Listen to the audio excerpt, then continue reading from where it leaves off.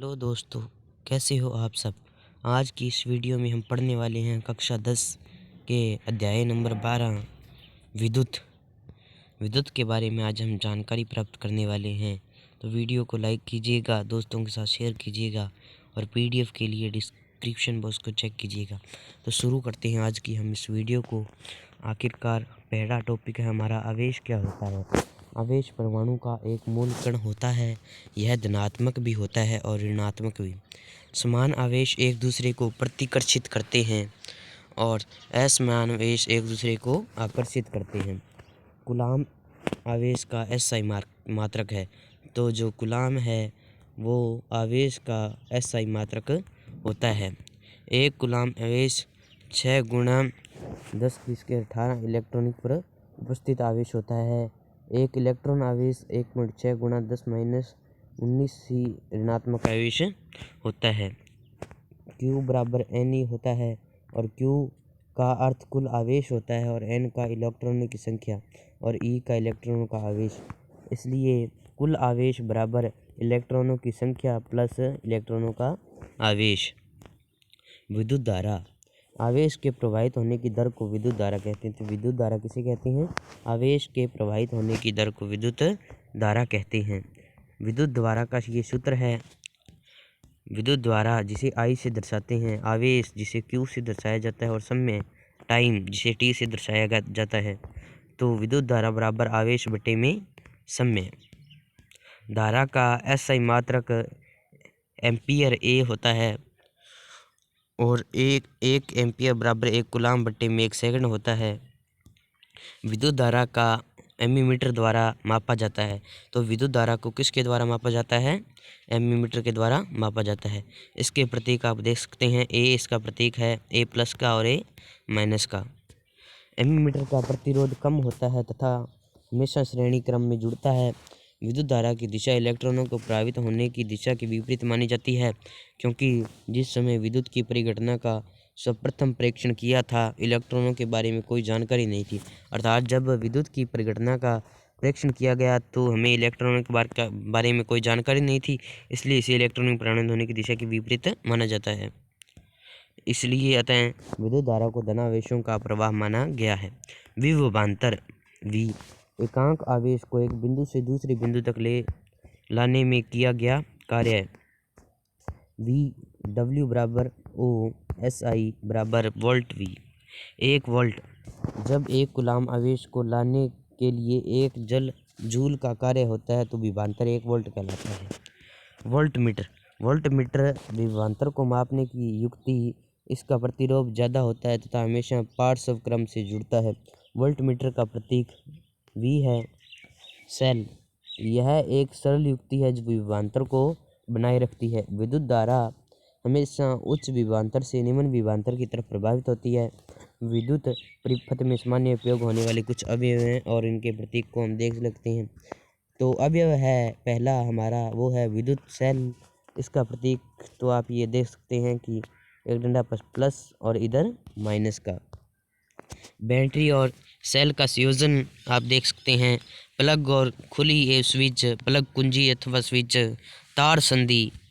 तो हम देख सकते हैं जो ये तार है उसमें एक सेकंड तार के यहाँ पर बीच में संधि की गई है, इसे तार संधि कहते हैं। तार क्रॉसिंग में आप देख सकते हैं। विद्युत बल्ब ये बुझे बंद और ये जला हुआ। प्रतिरोधक देख सकते हैं आप, ये कुछ इसके अवयव थे और इसके प्रतीक थे। ये भी हैं कुछ प्रतिवर्ती प्रतिरोध, धारा नियंत्रक, एमीमीटर और वोल्टीमीटर, जिसे ए से दर्शाया जाता है, एमीमीटर और वोल्टीमीटर।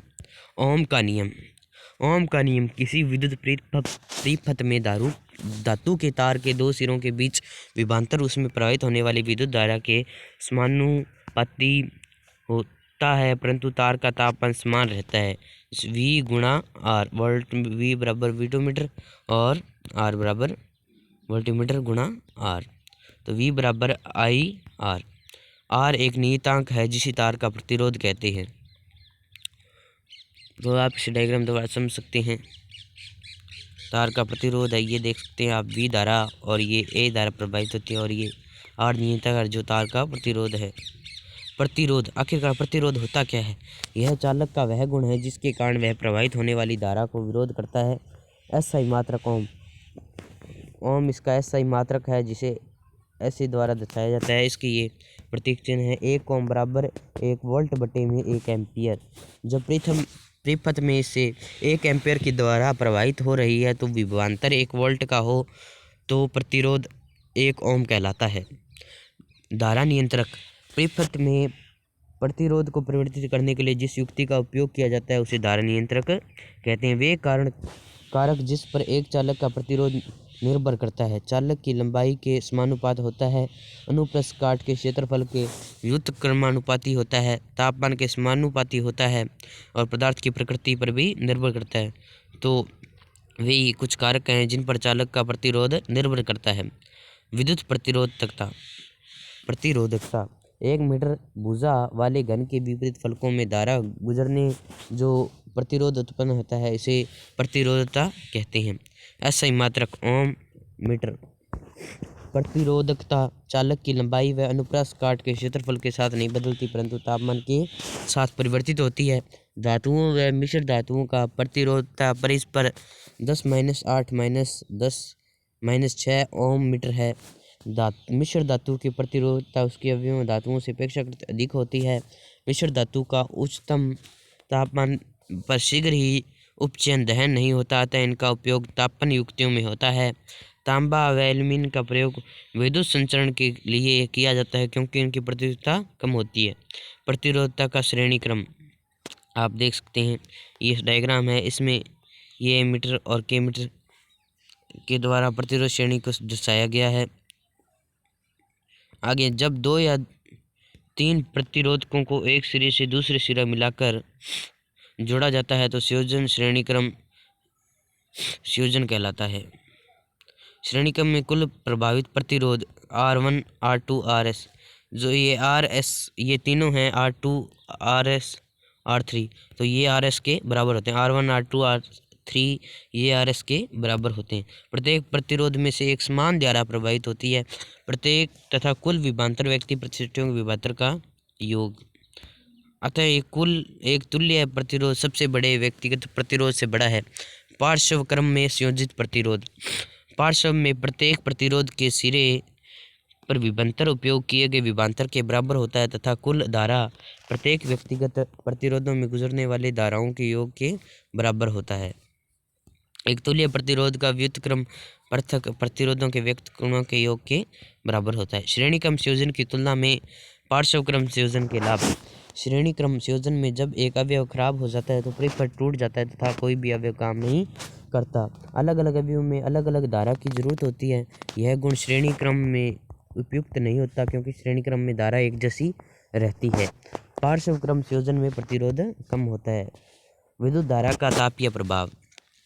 यदि एक विद्युत पृथ्वी विशुद्ध रूप से प्रतिरोध है तो स्रोत की ऊर्जा पूर्ण रूप से ऊष्मा के में संचित होती है। इसे विद्युत धारा का तापीय प्रभाव कहते हैं। तो विद्युत धारा का तापीय प्रभाव किसे कहते हैं? जब एक विद्युत धारा में प्रतिरोध है तो स्रोत की ऊर्जा पूर्ण रूप से ऊष्मा के रूप में संचित होती है। इसे विद्युत धारा का प्रयोग करते हैं। ऊर्जा बराबर शक्ति गुणा समय। उत्पन्न ऊर्जा। जूल का विद्युत धारा का तापन नियम। जो जूल थे उनका विद्युत धारा का तापन नियम। इस नियम के अनुसार किसी प्रतिरोध में तत्पन्न ऊष्मा विद्युत धारा के वर्ग के समानुपाती होती है। प्रतिरोध के समानुपाती होती है और विद्युत धारा के वर्ग के भी समानुपाती होती है। विद्युत धारा के प्रवाहित होने वाले समय के भी समानुपाती होती है। तापन प्रभाव हीटर प्रेस आदि में वांछनीय होता है परंतु कंप्यूटर मोबाइल आदि में अवांछनीय होता है। विद्युत बल्ब में अधिकांश शक्ति ऊष्मा के रूप में प्रकट होती है तथा कुछ भाग प्रकाश के रूप में उत्सर्जित होता है। विद्युत बल्ब का तत्व टंगस्टन का बना होता है। यह उच्चतम तापमान पर उपचेत नहीं होता। इसका गलनांक उच्च 3380 डिग्री सेल्सियस होता है। किसका गलनांक?